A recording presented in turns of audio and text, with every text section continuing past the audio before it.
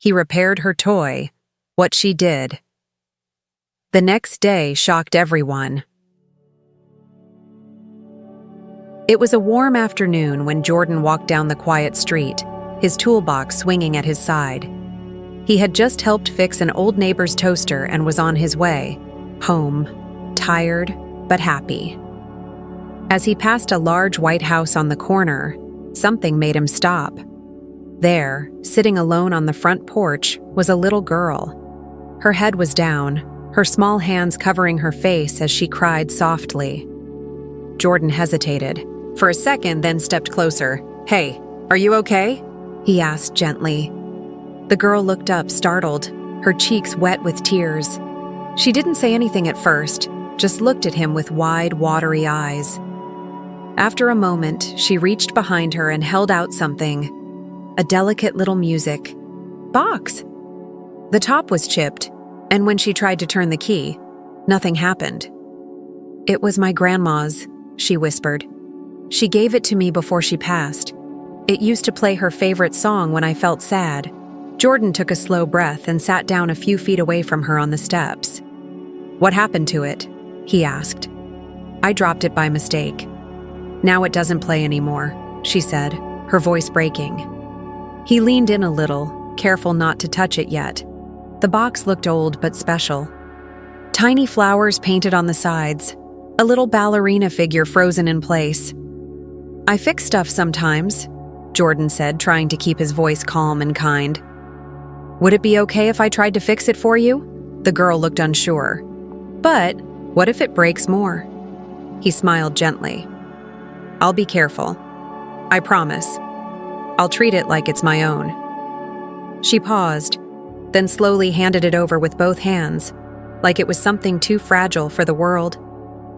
Jordan stood up, carefully, placing the music box in his bag with a soft cloth. "What's your name?" he asked. "Emily," she said softly. "I'm Jordan," he replied. "I'll do my best, Emily. I know how it feels to lose someone and hold on to something they gave you." Emily nodded, wiping her eyes with her sleeve. "Okay." Jordan gave her a small smile and turned to walk home. The music box sat in his bag, silent but heavy with meaning. He didn't know it yet, but fixing this little box wouldn't just bring a smile to a girl's face. It was about to change everything. Jordan walked home slower than usual, his bag a little heavier than it looked. Inside it, the broken music box sat quiet and still. But to him, it wasn't just a box. It was someone's memory, a piece of a little girl's heart. As he turned onto Maple Street, the sun dipped lower in the sky, casting a warm orange light over the neighborhood. The houses here weren't fancy. Most had peeling paint, cracked driveways, and tired gardens. But there was love in them. People waved, kids played, and Jordan's home was one of them. Small, a little worn, but always full of warmth. "Mom, I'm home!" he called out as he opened the front door. His mom, Lisa, peeked her head out of the kitchen. Her apron was dusted with flour. "Hey, baby, you hungry? I made cornbread." "In a minute," he said, walking carefully to the dining table. He set down the music box like it was made of glass. Lisa came over, wiping her hands on her apron. Her eyes widened when she saw it. "What's that?" Jordan told her everything. The girl on the porch, the tears, the music box from her grandmother. He told her how he promised to try to fix it, even if he'd never worked on something like that before. Lisa listened quietly, a soft look on her face. When he was done, she reached out and cupped his cheek. "You've got your grandpa's heart," she said. "Always trying to help someone."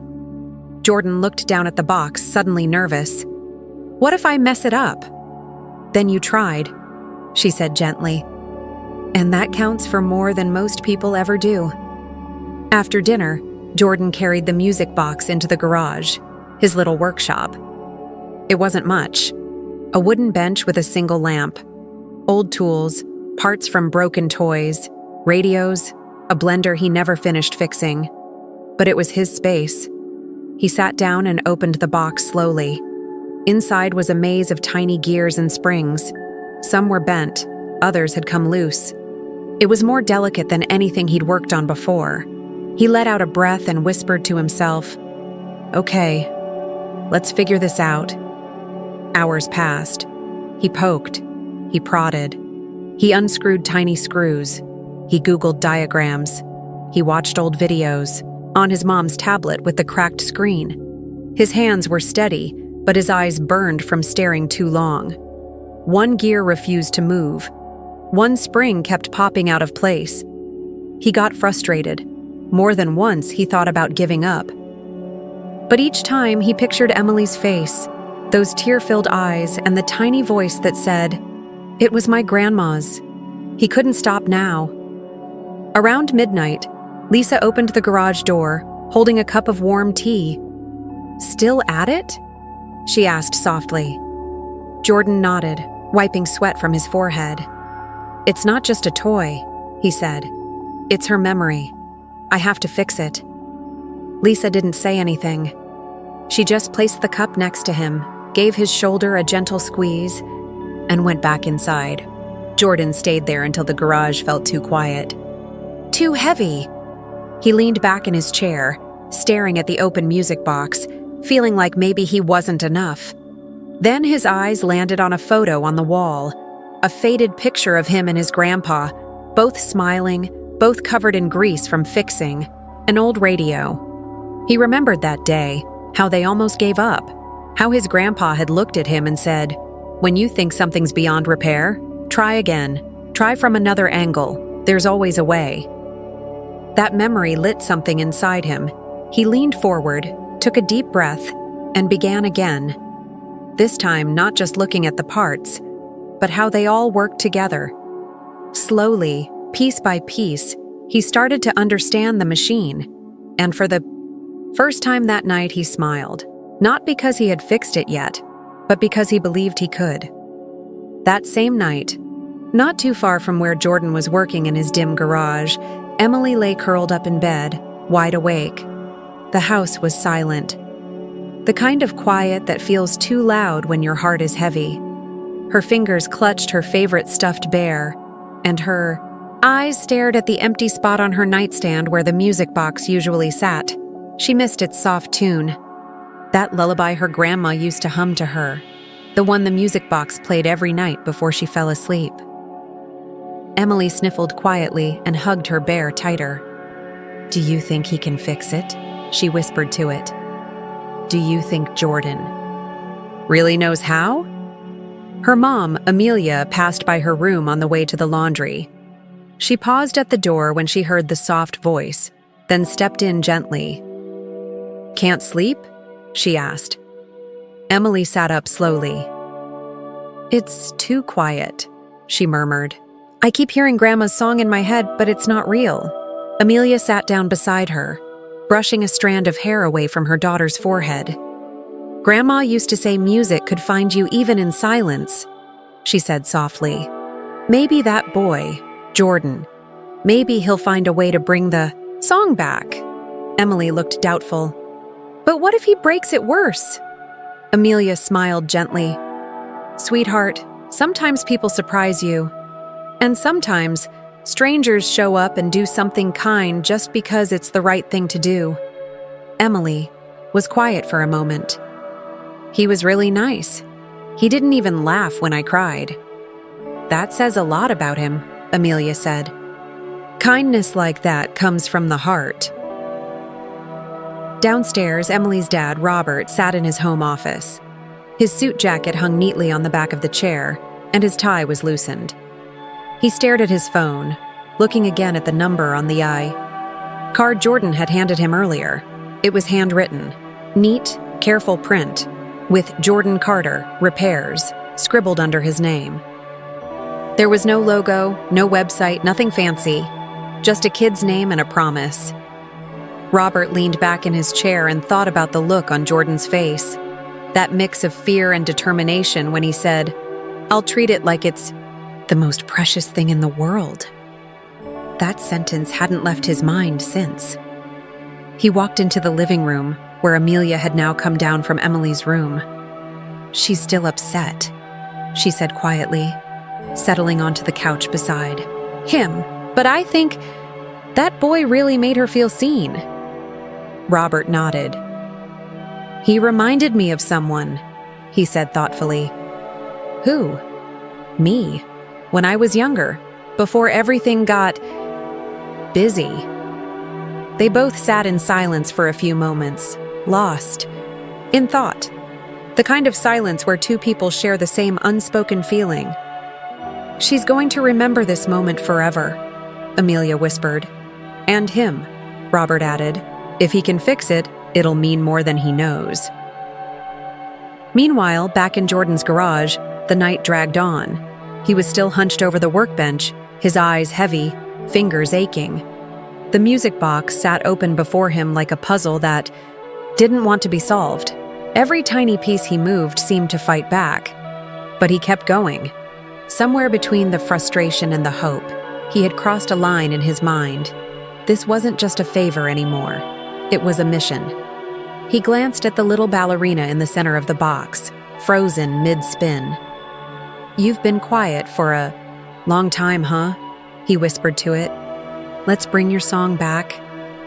He didn't know if it would work. He didn't know if Emily would ever forgive him if it didn't. But something deep inside him, maybe his grandfather's voice, maybe just the weight of what it meant, told him to keep trying. He didn't hear his mom come to the door again. She didn't say anything this time, just stood quietly and watched her son work, her heart full of pride. He looked older somehow, in that moment, not because of age, but because of purpose. And inside the house just a few blocks away, Emily finally drifted off to sleep, a tear still drying on her cheek, and a little thread of hope wrapped around her dream. The night had grown quiet around Jordan. The street outside his garage was still, lit only by the glow of a single street lamp and the faint hum of crickets. Inside, it was just him and the music box, still open, still silent. His fingers moved, slowly now, not out of tiredness but caution. He had already taken the mechanism apart twice. One of the springs had snapped the first time, and he'd spent nearly an hour hunting for something close enough to replace it. Now everything was back in place. Everything, almost.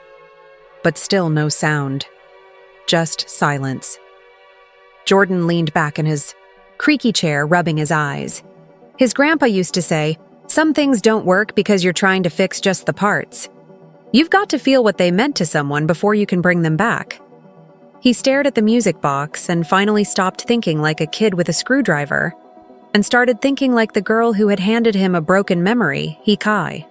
Closed his eyes for a moment and tried to picture it. A little girl sitting on her grandmother's lap, the soft melody playing in the background, maybe the ballerina twirling gently, the scent of fresh cookies in the air. He didn't know, for sure, but he could imagine. And with that shift in his mind, something inside him clicked. He opened his eyes and gently turned the box again, not to fix, not to fight it, but to understand it. Then he saw it, a piece, barely visible, slightly out of alignment, not broken, just shifted.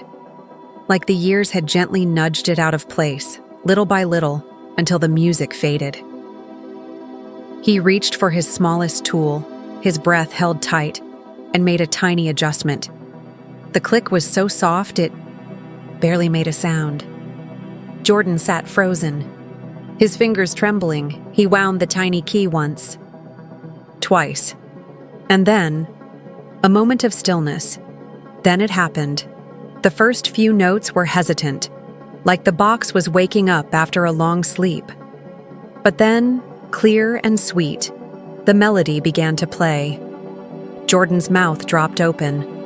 The ballerina turned, slowly, delicately, her arms lifted, as if she'd been waiting for this moment too. He didn't say anything. He just sat there and listened. The soft, old tune floated through the garage, filling every corner with something that felt like magic. He didn't know the name of the song, but it didn't matter. It carried emotion, memory, love, all of it. He stood up slowly and ran to the kitchen. "Mom!" he shouted, louder than he meant to. "Come here, quick!" Lisa came rushing in, thinking something had gone wrong. But when she stepped into the garage, she stopped. Her eyes widened as the music reached her ears. "Oh, baby," she whispered. Jordan stood by the bench, hands trembling, eyes wide with pride and disbelief. "I fixed it," he said, barely able to get the words out. "It's playing. It's really playing." Lisa didn't speak right away. She just walked over and hugged her son, tight, both arms wrapped around him like she was holding on to something much bigger than just pride. "You brought it back," she whispered into his hair. "You really did." They stood there for a while, just listening. The melody was soft, but it felt like the loudest thing in the world. The next morning, Jordan didn't sleep in. He was up early, polishing the box carefully, making sure the hinges were smooth, the top closed gently, and every detail looked just the way it had when Emily had handed it to him. Maybe even better. Lisa watched him wrap it gently in a clean cloth. "You nervous?" she asked. "A little," he admitted. "You've already done the hard part," she said. "Now you just get to give someone their heart back." He nodded and picked up the wrapped music box with both hands. The walk to Oak Avenue felt different now. The streets were familiar, but the purpose in his steps gave everything a new weight. He passed old neighbors, nodded to shopkeepers, but kept moving forward. As he approached the big white house again, he saw the front door swing open. Emily stood there, already waiting. Her eyes widened the moment she saw the bundle in his hands. She stepped forward slowly, almost scared to hope. "Did it?" she started. Jordan smiled and nodded. "Why don't you open it?" Her hands shook as she took the soft wrapped box and peeled back the cloth. There it was, looking exactly like it had before it broke. She looked up at him once more, and he gave her a small nod. "Go ahead." She turned the tiny key. There was silence for half a second. And then the tune began. Emily's eyes welled up instantly. The ballerina twirled. The melody danced. And Emily? She didn't cry this time. She smiled, a smile that started slow and then bloomed across her whole face. Without a word, she stepped forward and hugged Jordan. Tight. Her arms around his waist, her head pressed to his chest. "Thank you," she whispered. "Thank you so much." Jordan didn't know what to say. He just patted her back awkwardly, his cheeks warm. Behind them, the door opened again. Her parents stepped out, drawn by the egg. When they saw the scene, Emily's smile, the music, the hug, something shifted in them too. They looked at Jordan not just as the boy who fixed a toy, but as someone who had given their daughter back something priceless. And in that moment, something none of them knew yet, something big, was already beginning to unfold.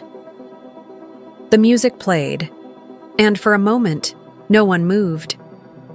Emily stood with her arms still wrapped around Jordan, the little ballerina twirling in perfect rhythm to the song her grandmother once sang.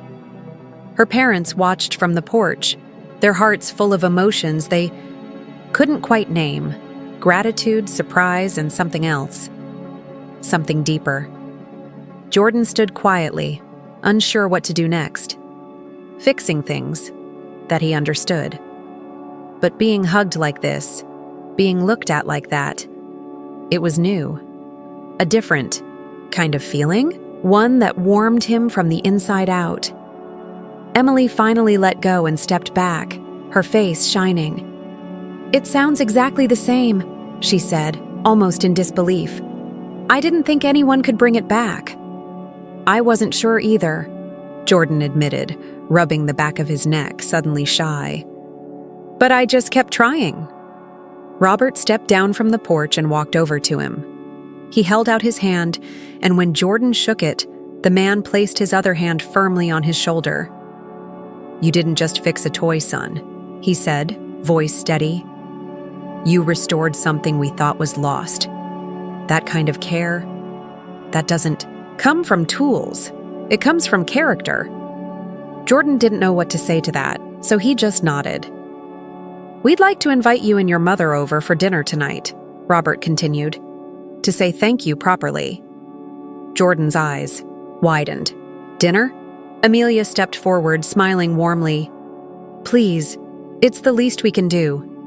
Jordan hesitated, not because he didn't want to, but because this was Oak Avenue, a place where houses were big, lawns were neat, and things were just different from where he lived.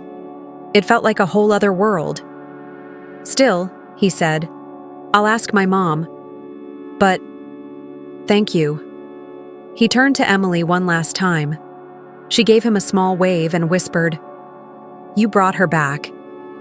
Her little finger pointed at the ballerina, now still again. As Jordan walked back home, the wrapped cloth now empty in his hands, his mind spun with thoughts. He had expected to fix something. What he hadn't expected was this: the feeling in his chest, the look in their eyes, the invitation to dinner. When he reached his house, Lisa was already outside on the porch, watering the flowers in their chipped pots. She looked up when she saw him, immediately catching the look on his face. "So?" she asked, setting the watering can down. "It worked," he said, the words tumbling out. "It played, Mom. It really played." Lisa let out a long breath and walked over, pulling him into a hug. "I'm proud of you," she said quietly. "That's not all," Jordan added. "They invited us for dinner, tonight, to thank us." Lisa blinked. "Us?" He nodded. "They want to meet you. Say thank you properly." Lisa looked down at her worn clothes, her old shoes. "I don't know if I'm dressed for Oak Avenue." Jordan smiled. "You're my mom. That's all they need to see." That evening, as the sun dipped behind the houses, Jordan and his mom walked hand in hand toward the Thompsons' home. Lisa had found one of her nicer shirts, pressed it carefully, and tied her hair back the way she used to when she went to job interviews. Jordan wore a clean button-up, a little too tight across the shoulders now, but still good enough. When they reached the porch, the front door opened before they could knock. "Welcome," Robert said, smiling. "Come on in." The house was even more beautiful inside. Wooden floors that shone like glass, paintings on the walls, soft music playing in the background. Lisa held Jordan's hand a little tighter, but he gave her a look that said, "It's okay." The dinner table was already set. White plates, silver forks that looked like they'd never been used, a pitcher of cold lemonade sweating in the center. Amelia invited them to sit, and soon they were sharing stories between bites of roasted chicken and soft, buttery rolls. They laughed about Jordan's old toaster repairs and Emily's growing curiosity about how things work. The girl couldn't stop staring at him, like he was someone important, someone worth looking up to. After dessert, Robert leaned forward, folding his hands. "Jordan," he said, "can I ask you something?" Jordan nodded, a little unsure. "What do you dream of doing?" Jordan paused. The question surprised him. Most adults didn't ask what he dreamed of. They told him what was realistic. "I want to be an engineer," he said slowly. "Build things. Maybe even invent something one day." Robert's eyes lit up. "That's a wonderful dream." Jordan looked down. "But it's hard. School's expensive. We do what we can, but yeah." The room went quiet for a moment. Then Robert looked at Lisa. "If I may," he said gently, "I'd like to help Jordan with that dream. Cover his education, tutors, programs, even school if you'd let me." Jordan's head snapped up. Lisa stared. "What?" "I see something in your son," Robert said. "Something rare. He has not only skill, but heart, and that's worth investing in. Jordan's mouth opened, but no words came out. He looked at his mother, who was still trying to find her breath. Tears welled in her eyes. "We'd never ask," she started. "You didn't," Amelia interrupted gently. "You didn't ask for anything. He gave a gift, and now we want to do the same." Jordan turned to his mom, his voice barely a whisper. "What do you think?" Lisa wiped her cheek with a napkin and looked at her son, the boy who had fixed more than just a music box. "I think," she said, her voice trembling, "your grandpa would have said yes." Jordan turned back to Robert. "Then yes, I'll work hard. I won't waste it. I promise." Robert smiled and offered his hand again, this time not just in thanks, but as the beginning of something bigger. And so, what started with a broken toy became the start of a new future. The next few weeks passed in a blur. Jordan's world was changing faster than he could catch his breath. One moment he was a boy fixing toasters in his garage. The next he was visiting a private school campus with polished floors, high ceilings, and students in uniforms that looked like they belonged in movies. It was overwhelming. Not just the buildings or the books or the words the teachers used, but the idea that he belonged there. He hadn't even stepped into a class yet, and already the weight of it all pressed on his chest. His mother did her best to prepare him. She helped him press his shirts, tie his shoes just right, and pack his notebooks. All secondhand, but clean and carefully labeled. The morning of his first day, she walked him to the bus stop just like she did when he was little. Before he left, she took his face in her hands and looked him dead in the eyes. "Don't forget who you are, okay? You're not here because someone gave you a handout. You're here because you earned it. Because you cared when most people didn't." He nodded, trying to act brave, but his stomach was turning in knots. The school felt like another planet. In the hallways, he saw kids talking about things he didn't understand. Summer programs, family trips, competitions they had flown to. He sat quietly in the back of every class that first week, unsure of what to say, terrified of sounding like he didn't belong. One day, during lunch, he sat alone under a tree, nibbling on a peanut butter sandwich wrapped in foil, while other kids unpacked meals from insulated containers and paper bags with names of expensive delis printed on the side. But despite all that, he never considered quitting. Because each night, when he got home, he'd sit in his little garage again. Not to fix anything, but just to think. That space reminded him where it all started. The music box still sat on his shelf, now polished and quiet, but full of meaning. And on his desk was something new. A card, hand-painted by Emily, with the words, "Thank you for giving me my grandma back." He looked at it every time the day felt too heavy. A few weeks in, something began to shift. One of his teachers, Mr. Bennett, noticed how Jordan solved a tough problem on the board. Not in the usual way, but in a creative, hands-on method that most students hadn't considered. "Come see me after class," the teacher said. Jordan thought he was in trouble. Instead, Mr. Bennett handed him a flyer. "You ever thought about joining the robotics club?" Jordan blinked. "I've never done robotics." "You've done plenty," Mr. Bennett said, smiling. "I read the write-up from your entrance essay. Anyone who can fix a music box without formal training is someone I want on my team." That was the start of something big. Jordan joined the club, nervous at first. The other kids were sharp. They spoke fast and used terms he didn't know. But little by little, they noticed something about him too. When something didn't work, Jordan didn't panic. He just quietly worked the problem, step by step, gear by gear. He didn't always speak much, but when he did, people listened. And when their first robot finally moved, clunky but functional, everyone cheered. Jordan didn't even realize he was smiling until one of the club members nudged him and said, "Dude, your fix on the sensor? Genius." For the first time, he didn't feel like an outsider trying to fit in. He felt like he had something to offer. Outside of school, his life stayed simple. His mom still worked long hours. They still budgeted carefully. But now, on Friday evenings, something new happened. They walked over to the Thompsons' house for dinner. It wasn't about charity. It wasn't about saying thank you. It was family. Emily would greet him at the door, practically dragging him to the kitchen table where she had some new broken gadget waiting for him.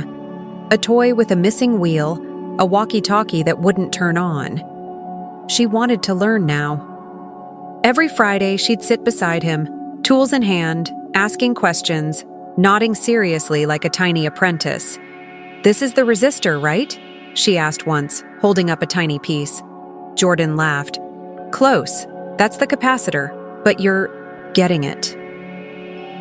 Robert and Amelia would sit nearby, watching with quiet pride. Sometimes Lisa would join Amelia in the kitchen, swapping recipes and stories, often laughing at nothing at all. Just happy to finally have someone who understood both hard work and hope. One night after dinner, Robert took Jordan aside. "I've been thinking," he said. "You're doing well, better than we hoped, and I think there's something more we can build together." Jordan raised an eyebrow. "Like what?" Robert looked thoughtful. "Let's call it planning for the future, not just for you, for others like you. Kids who don't get seen unless they make noise, but who are just waiting for someone to believe in them." Jordan didn't say anything right away, but the idea stuck with him. He remembered how it felt to sit alone at lunch, to stare at books he didn't understand yet, to fix things quietly and hope someone noticed. Maybe this wasn't just about him anymore. Maybe, somehow, fixing that music box was only the beginning. Years passed, but Jordan never forgot that one quiet afternoon on the porch when a little girl with teary eyes handed him a broken music box and asked him to help. It had started with a few gears, a chipped ballerina, a melody that refused to play, and now, somehow, his whole life had changed because of it. He had grown, taller, stronger, wiser. From late nights at his workbench to long study sessions in college lecture halls, Jordan carried with him the same mindset he had that night in the garage: patience, purpose, and a promise to do his best. Always. By the time he graduated from university with honors in engineering, he had already made a name for himself. He was the fixer turned innovator, the kid who never stopped trying, even when it seemed impossible. But success didn't make him forget. If anything, it made him remember more. He remembered the weight of his mom's sacrifices, the way she'd stay up waiting for him to come home, even when she had work the next morning. He remembered the Thompsons, who didn't just give him money, they gave him belief. And he remembered Emily, whose broken music box helped him find his calling. That's why, after college, Jordan came, back not to stay forever, but to build something that could. He used his first bonus check to buy tools, then a small space, then bigger. Eventually, with help from the Thompsons, his mother, and people who had followed his journey, he launched something he called Fixing Futures, a program that taught kids how to repair, build, and imagine. It started with 6 kids from the old neighborhood, 6 kids who had never touched a soldering iron, who thought engineering was just a fancy word, who came in with broken toys, broken confidence, sometimes even broken hope. Jordan sat with each one, just like he had sat with the music box. He taught them not just to fix, but to understand, to care, to try again and again until things worked. The program grew, slowly, then faster. Within a year, there were dozens of students, then a waiting list, then workshops in nearby towns. Jordan traveled often, speaking at schools, building partnerships, mentoring others. But every Friday, without fail, He came back to the place it all started. Back to the same garage. Back to Emily's porch. She was older now, too, in college, studying computer engineering. Sometimes they'd sit in silence, sipping coffee. Sometimes they'd laugh over the memory of the day she nearly broke the music box again by winding it too far. But mostly, they'd just smile, knowing without saying it. That moment had changed both of them. One crisp fall morning, Jordan stood in front of a crowd gathered for something he never imagined possible: the opening of the Fixing Futures Innovation Center, a sleek, state-of-the-art building. Right in the middle of the old neighborhood, kids ran through the doors, wide-eyed. Inside were robotics kits, tools, computers, whiteboards filled with doodles and plans and dreams. Jordan looked out over the crowd. Students, families, local leaders, and a few familiar faces. His mom was in the front row, wearing her best dress. The Thompsons stood beside her, holding hands. And Emily. She was standing at the podium, waiting for him to join her. When he stepped up to speak, he didn't read from a script. He just spoke from the heart. "I never imagined a broken toy could fix so many things," he said. But that's what happened. That little music box didn't just play a song. It reminded me that every person, every dream, every life that feels broken can be brought back to life with enough care. He paused and looked out over the crowd. "And now, we're going to help others do the same." That night, Jordan stayed behind after everyone left. He walked the halls of the new center in silence, running his hand along the workbenches, peeking into the glass-walled labs. He stepped into the corner office, which still smelled like new paint. On the shelf above his desk sat something wrapped in a soft cloth. He unwrapped it slowly, the music box. It still worked. He wound it gently and let the song fill the room. Soft, nostalgic, beautiful. And for a moment, he closed his eyes. He saw a little boy in a garage, scared he wouldn't be enough. He saw a girl with tearful eyes, and the day she smiled again. He saw his mother's tired hands, his grandfather's proud grin, Robert's firm handshake, Amelia's kind eyes, Emily's laughter, all of it, every face, every step, led here. The song ended, but Jordan wasn't sad, because he knew it would always be playing, somewhere, in every child who picked up a tool with curiosity, in every student who stayed late just to figure out one more thing, and in every person who dared to believe that something broken could still be beautiful, as he. He turned off the lights and locked the door behind him. He looked up at the sign above the entrance. Fixing Futures. He smiled, because the future wasn't just coming. It was already being built. One repaired heart, one patient lesson, one act of kindness at a time. And this was only the beginning.